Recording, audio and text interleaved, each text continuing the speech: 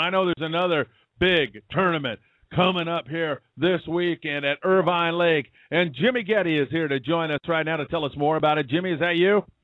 Yes, it is. How's it going, Phil? Hey, it is going good, man. You must be working your tail off because you've got a big event this weekend. Tell all our listeners what you have planned for them. We have our Martin Luther King holiday tournament this weekend, Saturday and Sunday. We're just getting ready. We stocked fish today, and we're stocking again tomorrow. Fish up to 16 pounds. Like Craig's tournament, 100% payback. It's, I think, $20 buy-in. That's big fish and blind bogey. $10 goes into the blind bogey. $10 goes into the big fish. 100% payback. We also have a huge raffle. We have the guys from Bidon bringing some stuff in. Sports Chalet, Berkeley, everybody's donating some stuff for this tournament. So it's going to be a huge, huge tournament with a big raffle. Well, I got to tell you, there has been several folks who I've talked to, and Jimmy, I'm going to put you on the hook here now, man. They're telling me who's the expert and who can I talk to and how can I find out how to catch bigger fish. And so, Jimmy, how does a guy come in there and win this tournament? What's going to at least give him a chance in terms of the pound mono he wants to use? Does he want to troll? What kind of lures does he want to use? Kind of dope us up on what you need to do to get a really big trophy fish and win this tournament. I'd use nothing heavier than 4-pound test mono and troll or actually fish those trout worms. Guys catch a lot of big fish fishing those trout worms on 8-foot rods, 2-pound test line with a good reel with good drags and just basically split shot or drop shot from shore, and they're catching some big fish that way. That's been a huge standard of the lake for a long time now. And also trolling, same setup basically, those long rods with light line, 2- and 4-pound test, trolling the Rapala, SC Shiner, or the flicker shads. And the whole key is to have that good drag so you can really tire these fish out. There's some big fish going in, like I said, up to 16 pounds. So you need to fight them out and let them fight. By the way, everybody, we have over at Phil Friedman, spelled Friedman, PhilFriedmanOutdoors.com. We have an article up about the great fishing and the stocking and everything going on at Irvine Lake, and it really is good. What time of the morning do I need to get there for these tournaments? Is there going to be a big crowd? Do I need to get there early, Jimmy? There will be a huge crowd. We do offer camping, so the night before, say Friday night, we do have camping available, $25 on top of your admission fees. That gets you in the gate before anybody else. And also it makes you, there to see everything going on. You give you a first line to get the bow. If I was going to get in the lineup, I'd be there no later than 3 or 4 in the morning, so we were one of the first cars in the line. The later you get there, the more further back you'll be in the line. It's a huge event. We're expecting 400 to 500 anglers on Saturday and Sunday, and possibly more. These events draw a lot of people. It's a lot of fun. The raffles are really fun. It's kind of cool to see the groups of anglers coming out there all the time. Oh, for sure, man. It's a festive atmosphere, and I tell you, it's like a carnival. Now, you mentioned all these people. Do I do better as a trout fisherman trying to win this, trying to get off alone by myself to avoid the crowds, or do I fish with everybody? Do you have any advice with regard to that? The best I see is having 1 or 2 people that have a common goal. Like if you and your best friend were there, it's just because you know each other so well that once you hook a fish, you're able to clear your own rods, and also you're also trusting that person netting the fish. That's a huge key, is netting those fish. A lot of guys, if you have more people, they seem to fight over the net job, and I've seen it happen a couple times where the net man actually locks up and loses the fish for the guy fighting the fish. So I always say 1 or 2 people, group of 2 or 3 is the best, because that way you guys know each other really well, you know what's going to happen, you know what to do. Yeah, and you're all on the same side. In other words, you're looking out for your buddy and trying to help him get that fish on. Is there, in your head, and I know you probably don't have statistics on this, but just thinking about it, Jimmy, do most of these tournaments get won by guys on boats or guys fishing from the shoreline?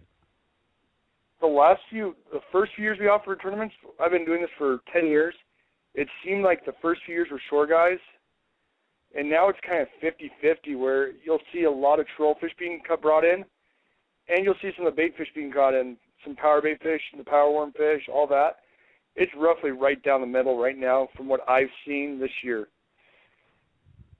there any, for the guys that are going to fish a little bit of dough bait, is there any particular color that seems to be working better at the lake this last couple of weeks, or is it just goes day to day and you have to figure it out? It goes day to day, but I always say, like, carry the ones that are the biggest sellers usually. The rainbow, the chartreuse, the garlic, the salmon egg red, and if we get any rain, the white. That white works really good with water's off color. And switching it up is also really good. The mice tails work really well, and I'd have a couple colors of that. And you're allowed to have 2 rods out. So if I was fishing, I'd have 1 rod with, your standard power bait. I'd be switching that up throughout the day just to see what's going on. And then I'd have 1 rod with either a mice tail on it or fishing a drop shot power worm. So that way you're keeping active and actually changing things up for the fish. So that way if you do have a fish swim through that does not want that power bait, you have something else on another rod that's actually going to help you trigger that fish into biting. All righty, and then the next question is, you're wrapping the dough bait around a hook.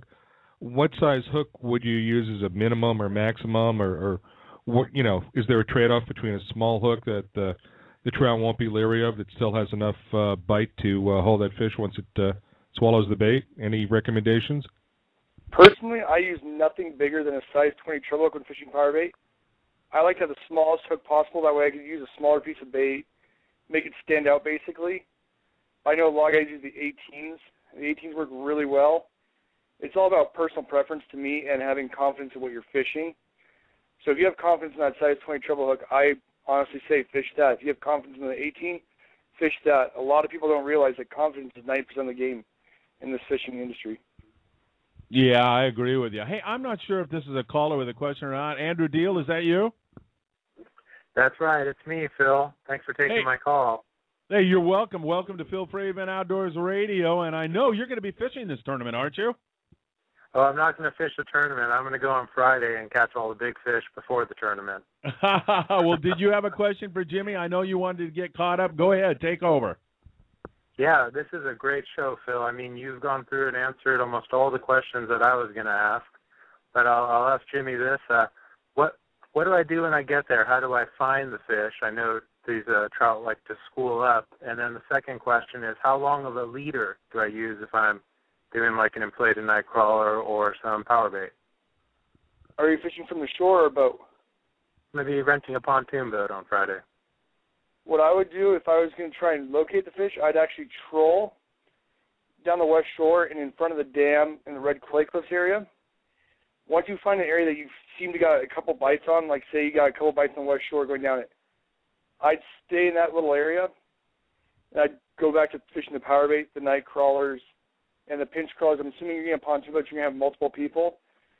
I'd have each rod with something different on it until you find exactly what the fish are biting. Say it's, the rainbow power bait. If you get 3 fish on rainbow power bait and nothing on a night crawler, switch it up and then put more power bait rods out. A lot of guys seem to get stuck up in fishing the same thing over and over when the fish actually do switch it up, and they will eat a night crawler some days better than they will eat the power bait. Anything else, Andrew?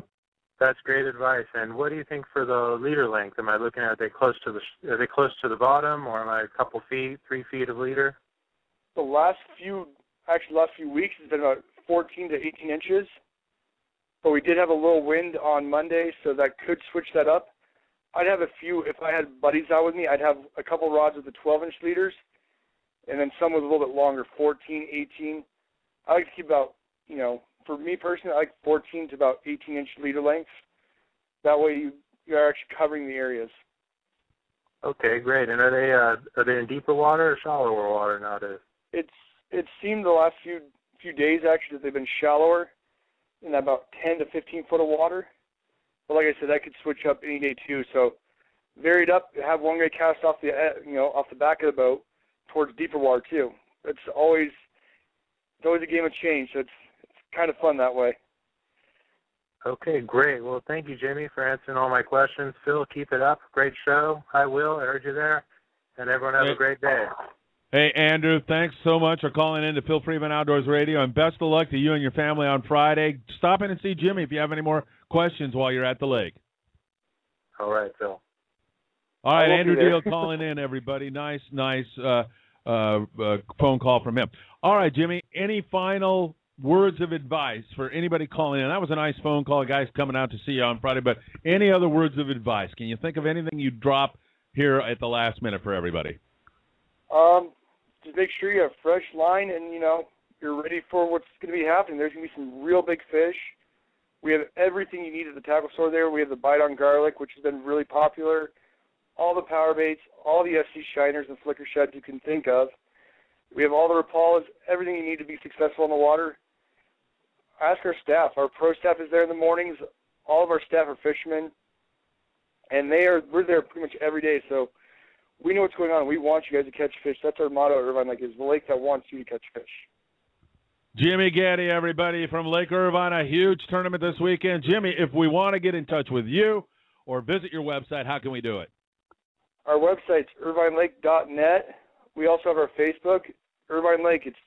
We put a lot of pictures, a lot of info. Like I said, we put the link to Phil's show last week up there. We'll do it again this week. Also, you can call us, 714-649-9111. It's extension 1 to talk to our tackle shop. We'll field any call, any question you have. Jimmy Getty, everybody. Jimmy, have a great weekend. Thanks for taking time to be on the Phil Friedman Outdoors radio show.